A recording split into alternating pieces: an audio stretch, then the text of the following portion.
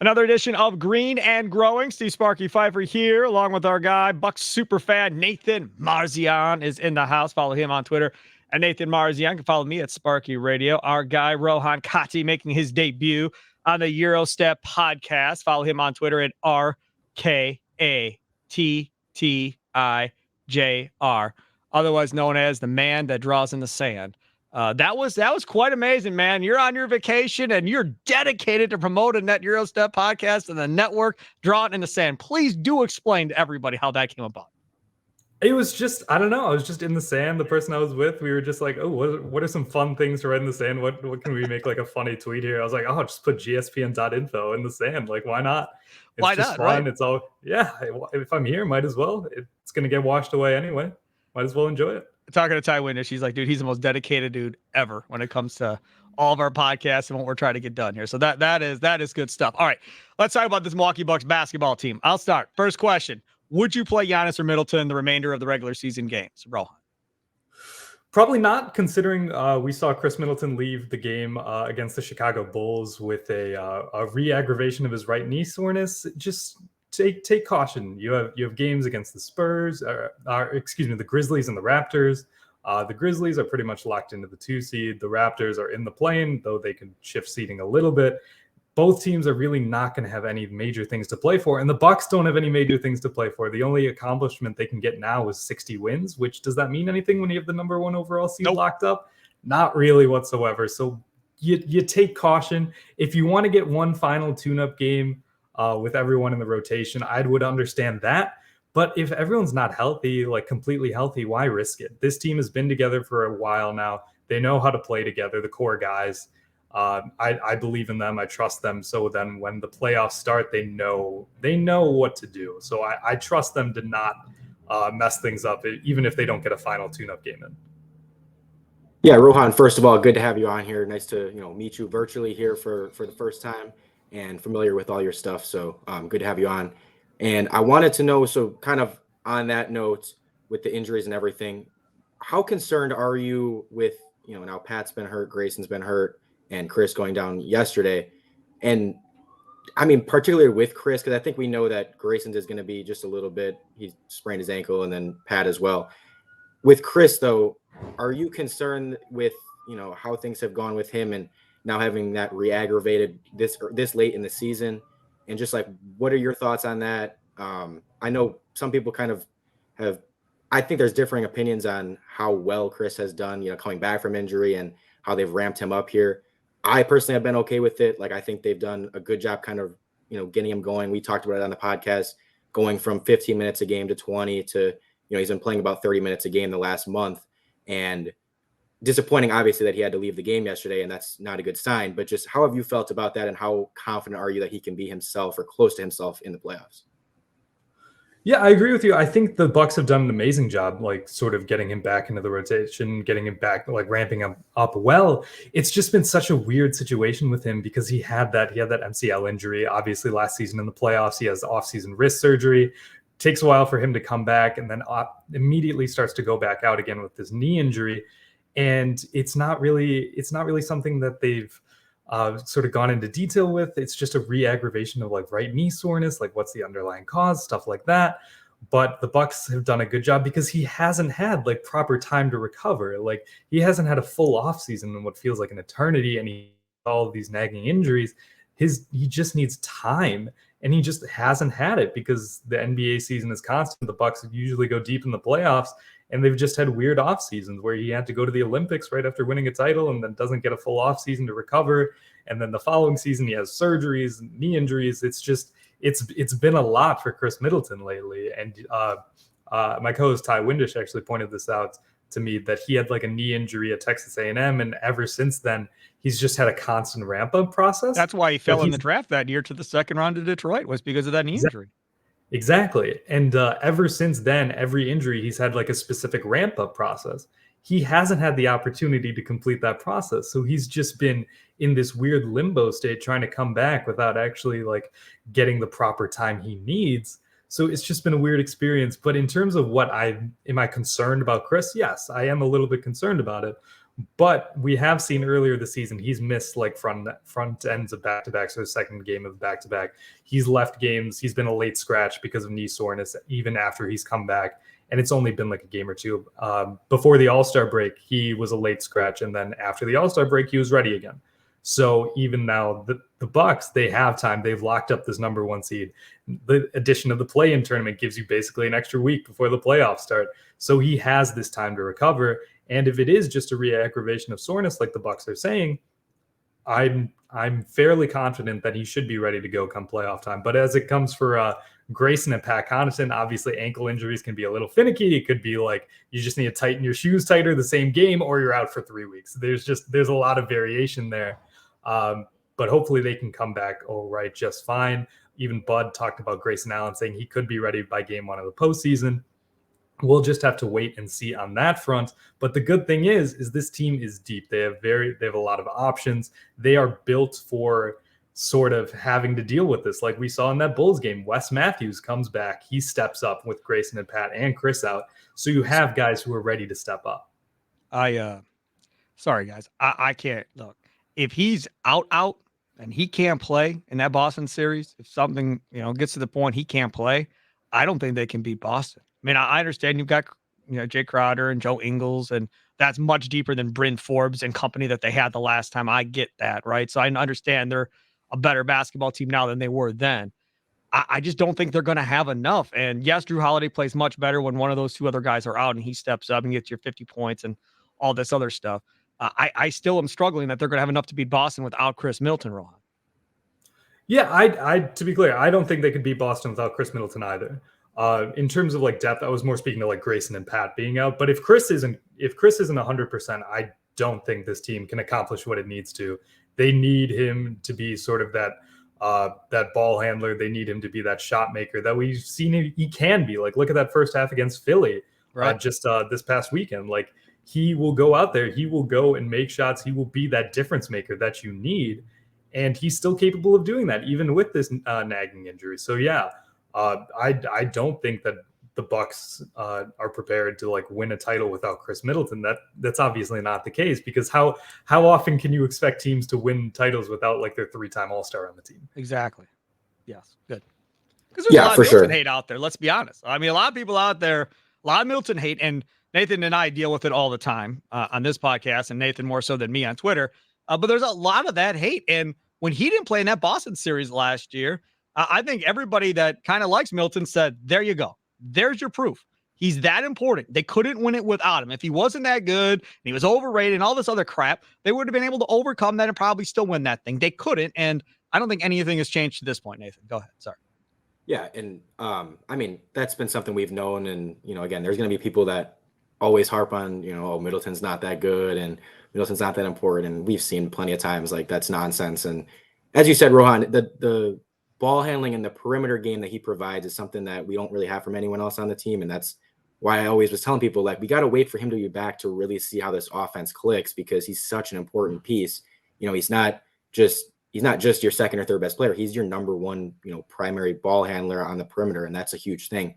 And, talking about the Boston series and stuff like that, I wanted to ask, obviously they just clinched the 1 seed. And do you think that the 1 seed this year was a little more important to get than other years? We obviously had a couple huge regular seasons and, didn't end up making the finals in those seasons. But I don't know, with being the 3 main contenders are, Bucks, Celtics, Sixers, and you could argue maybe Cavs, but I think most people are pretty happy avoiding the Sixers in the second round and just not having to go through both Philly and Boston. Was it more of a more important to you this year and something that you wanted to get more than those other seasons? Absolutely. That's the case. Like you pointed out, there's 3 main contenders in the Eastern Conference. There's Milwaukee, there's Philly, there's Boston. In previous years, we've seen like, oh, maybe the Heat, maybe they can do some stuff. They got Jimmy and Bam. That does not appear to be the case this year. You would have those sleeping giants, however much you want to call it, in Brooklyn. That's not a thing anymore. You would have these random teams like, oh, maybe Trae Young and the Hawks can do things. That's not going to happen this year. You clearly only have 3, in my opinion. Like you said, Nathan, you can argue the Cavs if you want. There's only 3 teams, in my opinion, you can really win the East, and that's Milwaukee, that's Boston, that's Philly. And if you can be the 1 seed and you only have to play at most one of them, you take that you do anything you can to get that. Sure, it's like if you're the best team, you should be able to beat them anyway. Sure. Do I believe Boston or Milwaukee could beat both Boston and Philly in the same playoff run? I absolutely think so. Why would you want to, though? Why would you want to have to go through that? If you can be the one seed, lock that down, and just have to play one of them to get to the NBA Finals, you take that. So I believe this team really, really wanted to get the 1 seed, and you saw them take it from Boston. That 16-game winning streak really put them in prime position to do that. And they took it and they never gave it back. And this team wanted it. You could tell by some of the comments that they made.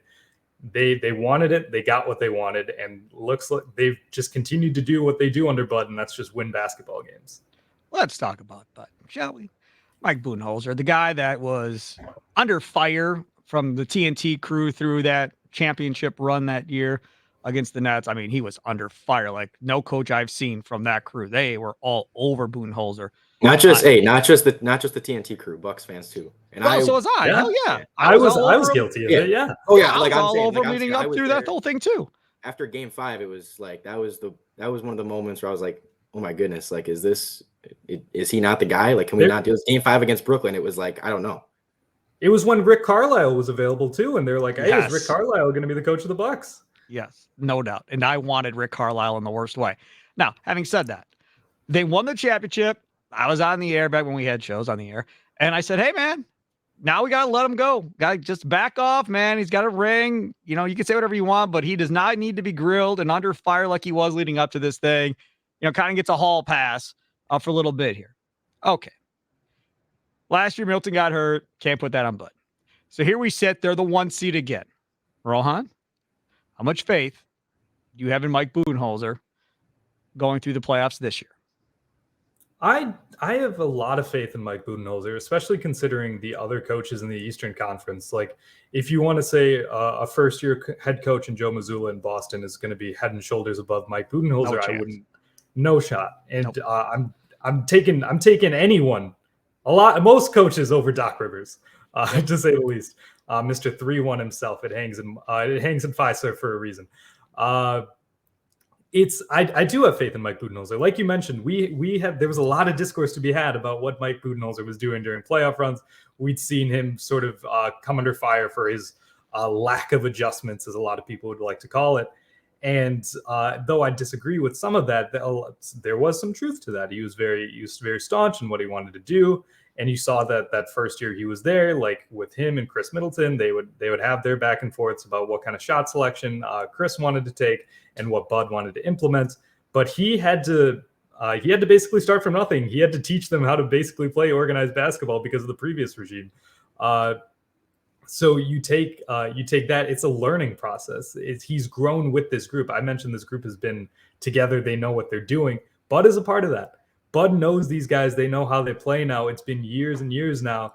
He understands what kind of shots people want to take. He understands what kind of personalities he has.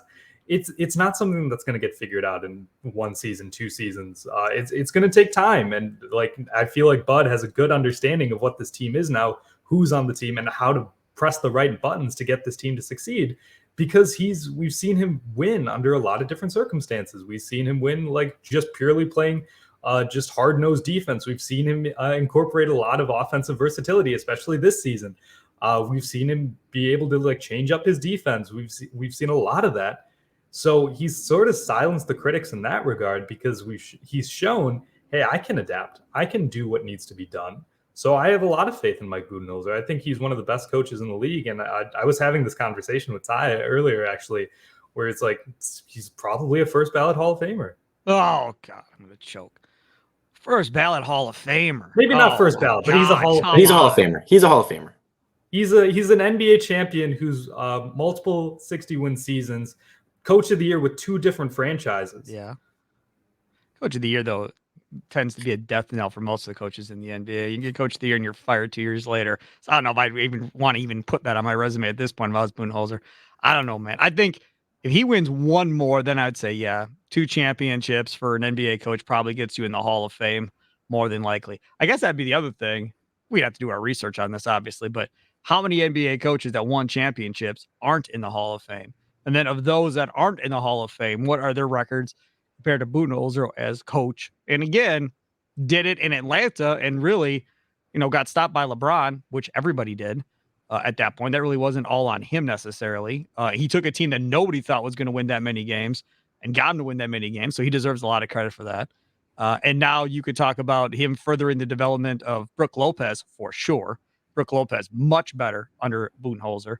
And I think Giannis, to a certain degree, is taking a step. Middleton, as much as I hated this whole idea of avoid the mid-range shot that first year and let's just focus on threes, he's come around and become a more complete player under Bud as well. So the more I talk about it, maybe. And part of the Spurs dynasty as well. That has to be taken into consideration. Why? He was an assistant. That He's on the team. He's on the bench. No. Sparky, come on. No, absolutely not. If you go to football for a second, and you talk about Mike Holmgren, right? Mike Holmgren gets credit for doing what? Taking Seattle to the Super Bowl, taking the Packers to the Super Bowl multiple times. Ain't nobody bringing up, well, he was on Bill Walsh's staff too. Don't forget about that. Ain't nobody bring that crap up. You're stretching and reaching, and you're telling me some assistant coach deserves that because, again, the Hall of Fame. Oh, stop. Nathan, go ahead. I was looking yesterday at, I got curious. I looked up the best records in the league over the last, I think it was 5 seasons, and like regular season and playoffs combined. And we're literally 32 games ahead of the next best team. It's crazy. Like, just how much success we've had, combining both even regular season and playoffs with just the one championship. We're still 32 games ahead.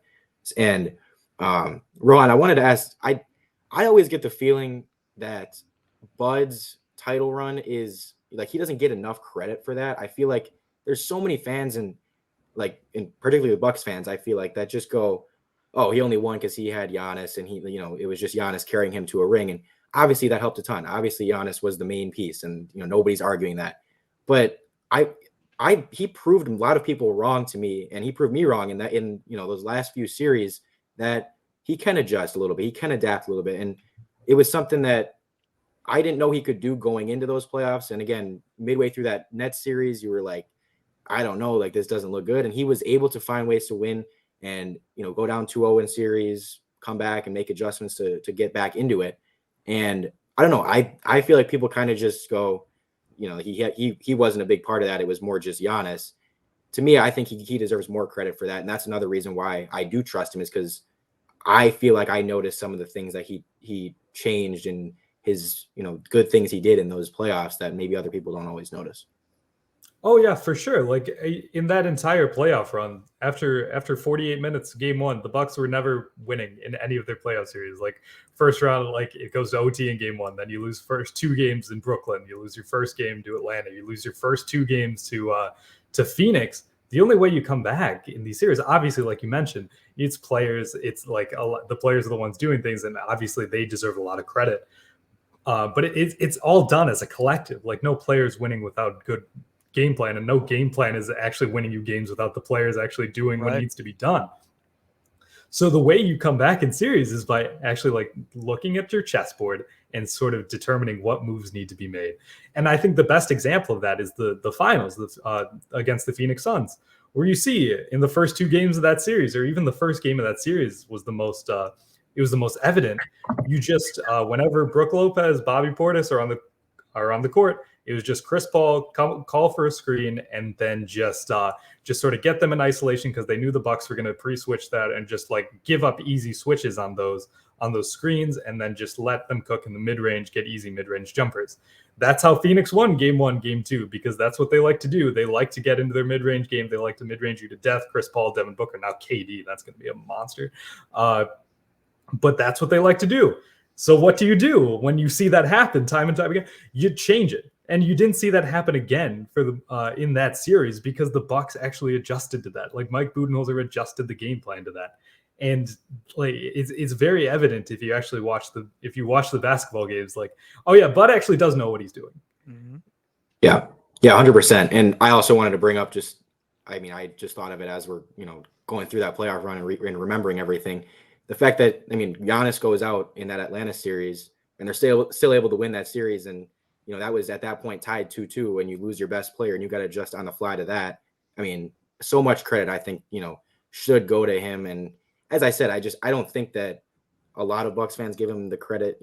I think so many people are just hesitant to really give him credit over anything else. And it's just I've always been kind of thinking he's a little underappreciated for that playoff run. But yeah.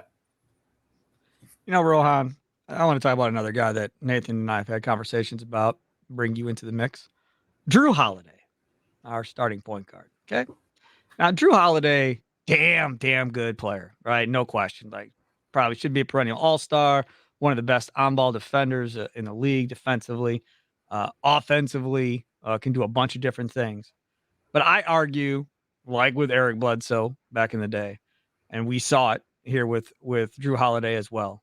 I feel like when all three of those guys are out there, Middleton, Giannis, and him, he kind of takes that back seat and kind of watches those other two. And you don't really see the aggression that you see when Middleton or Giannis are out. So Middleton is out.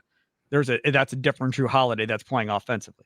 When all three of them are out there, he changes his game to kind of fall in the background. I argue, I don't want that. I want him to be just as aggressive as he is offensively when one of them aren't there versus when one of them or when both of them are there at this point. Because realistically, you want all three of them to get 25, 30 points on a night. That's going to be very, very difficult to stop. But if I'm having to rely on Giannis to get 35 and Middleton to get 25 or 30 and Holiday's chipping in 12, to me, that's not holding up your end of the bargain at this point. You have to be that offensive player like you are when they're out. And to me, he just doesn't do that normally, even in the regular season. It's not just a playoff thing. Just even in the regular season, that tends to happen as well. What are your thoughts on Jrue Holiday? I think you're right in the sense that like you see one guy obviously it takes a step back whenever all of the big three are healthy, and traditionally that's been Jrue Holiday because that's if one person has to do it out of those three, it makes sense for it to be Jrue because obviously Giannis is Giannis, and then Khris has been that offensive focal point. So if one guy has to take a step back, usually it's going to be Jrue. But I feel like we've almost seen a changing of the guard this season. Like Jrue Holiday is the Bucks' second best player, and that's not a question anymore. We're still seeing Khris sort of get back to where he was, sort of try to become who he was again. And Jrue Holiday is that number two. So I do agree with you. We do need to see a lot more aggression from Jrue because like we've seen in playoff seasons as he's been a member of the Milwaukee Bucks, his offensive efficiency just falls off a cliff. And it's like every time I see him shoot really well in the regular season, I'm like, can you imagine if this translates to the postseason even a little bit? Like, how good could this Bucks team be? Because you just know that it's coming. Like, it's just going to be something that happens. It's something we got to get used to as Bucks fans, even though we're probably a little bit used to it after having to deal with Eric Bledsoe. True. But in terms of Jrue Holiday being engaged offensively, I think one thing that goes a little bit underappreciated with Jrue in terms of his offense is whether or not he's scoring the ball a lot. His playmaking is always going to be there. He's always going to have when he has the ball in his hands, he's always going to do a great job setting guys up. Even though might not be scoring the ball super well, he's going to be getting guys in position. He's going to be creating those mismatches. He's going to be like gravitating towards the paint, getting guys cutting, getting some shooters open. He's going to have an impact offensively, even if he's not scoring the ball that well. And I think that's one of the biggest differences between him and Eric Bledsoe. Is even though both of them, like I mentioned, their offense has sort of dropped off as the playoffs come by, like Jrue Holiday still finds ways to make an impact. Like you're always going to see like 7-8 assist games from Jrue Holiday in the playoffs, even if his shooting efficiency is down. You just wouldn't see that from a guy like Eric Bledsoe.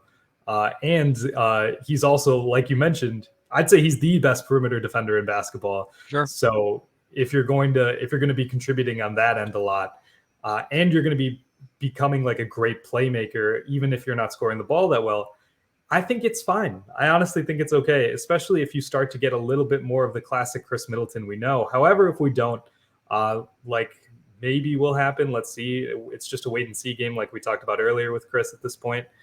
But Jrue, we know, is capable. Like we've seen it this entire season, and it's been different than what we've seen in years past. Like he's becoming more comfortable, sort of like getting his own.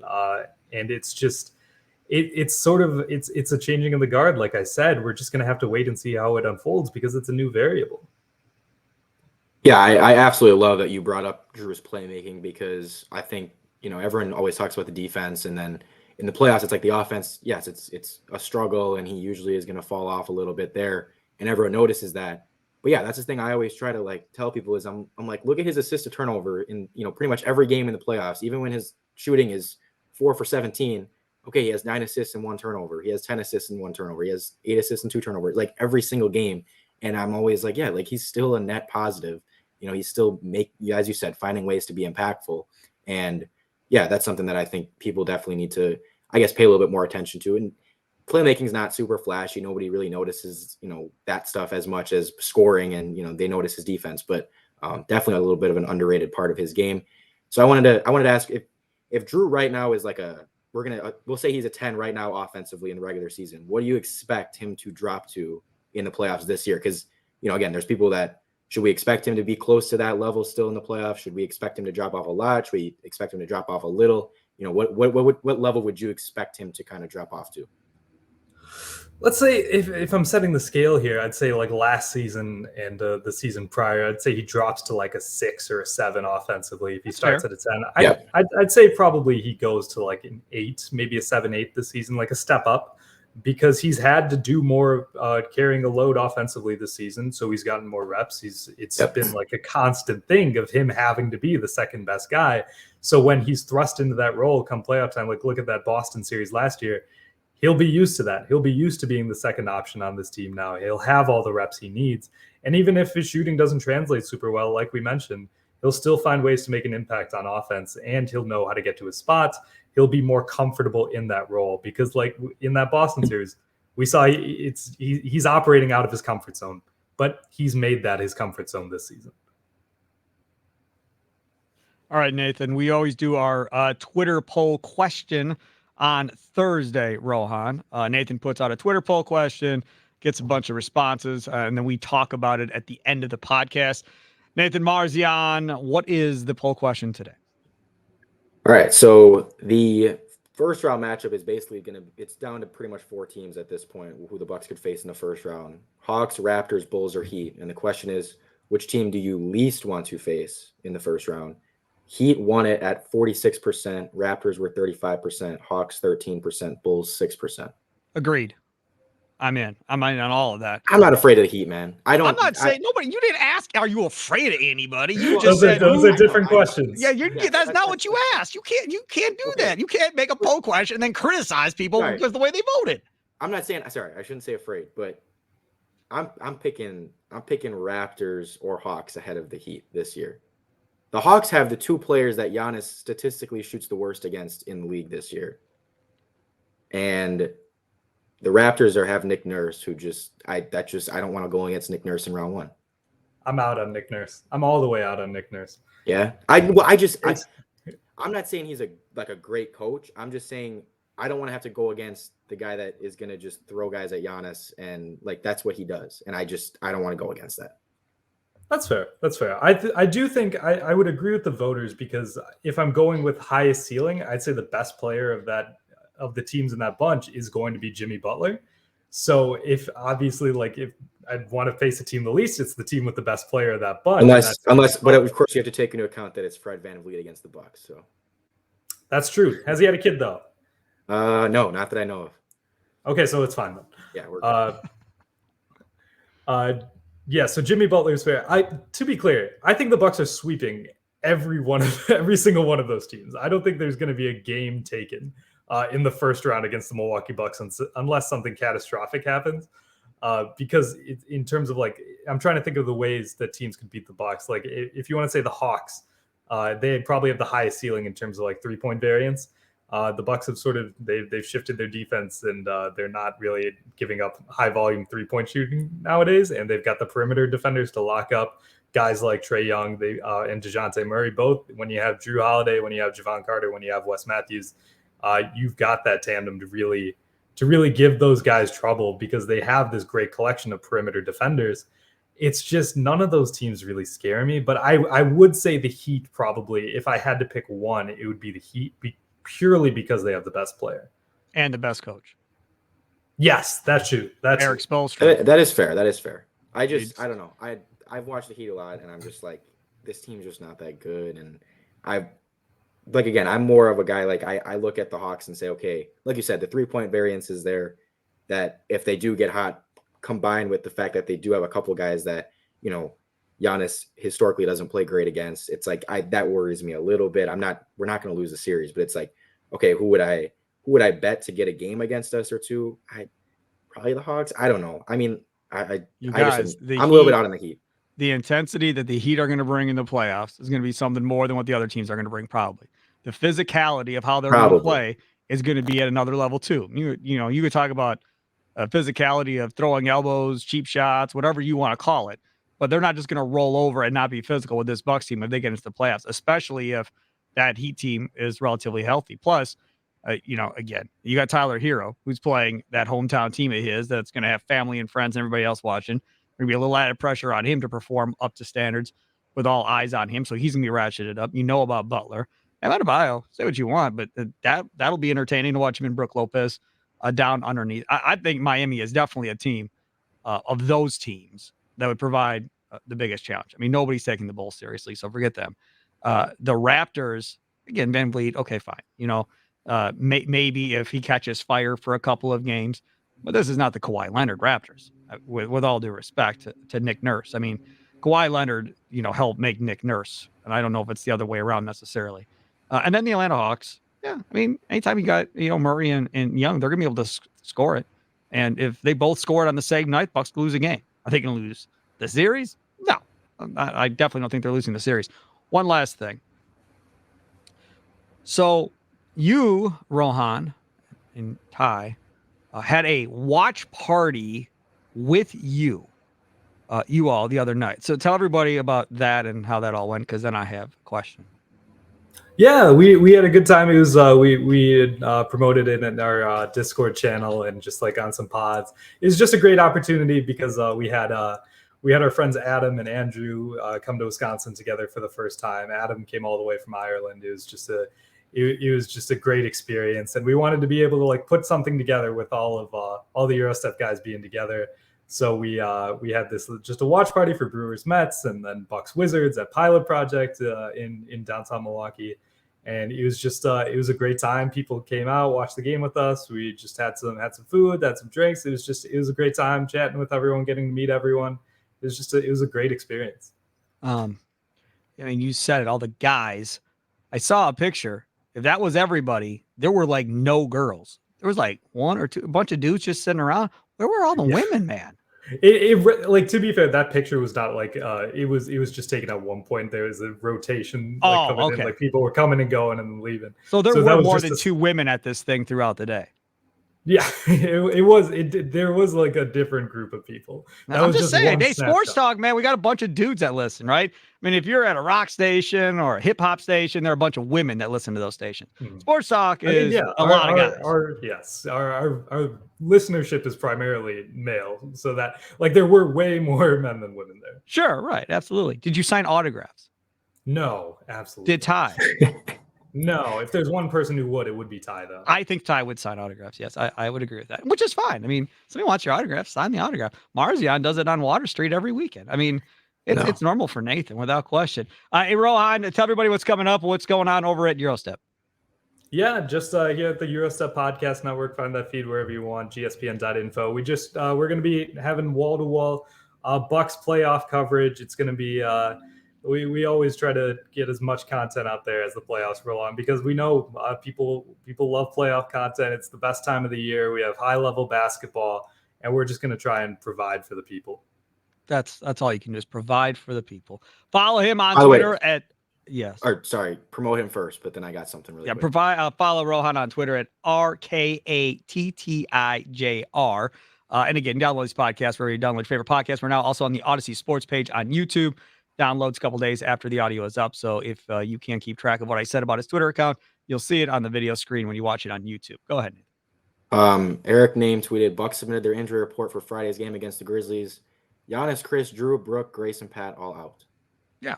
So, Brook shouldn't play either the rest of the year. I would sit all of them. It'll be fun. Yeah, absolutely. It'll be fun in the West to see how many guys. How many Thanasis dunks are we getting? Yeah, I want to see how many people could sit in the West as everybody tries to avoid Phoenix. That's going to be the fun game there, because everybody's trying to not get in that 4-5 matchup with Phoenix. So it'll be fun to see what Darvin Ham and the Lakers do and how they approach this going forward. Rohan, thank you too. it's interesting too, because like you want to avoid Phoenix, but then if you try to avoid them too much, you fall into the play-in. So it's like you're kind of like in a weird spot there. It's Yeah, just no a doubt. mess. It's an absolute mess. Which is great for sports, great for Love the it. NBA, Love man. it. Gets people watching, right? We love chaos. No doubt. Rohan, and of course, our guy Nathan Marzion. Thanks so much for coming on. Enjoy the rest of your day. Toodles.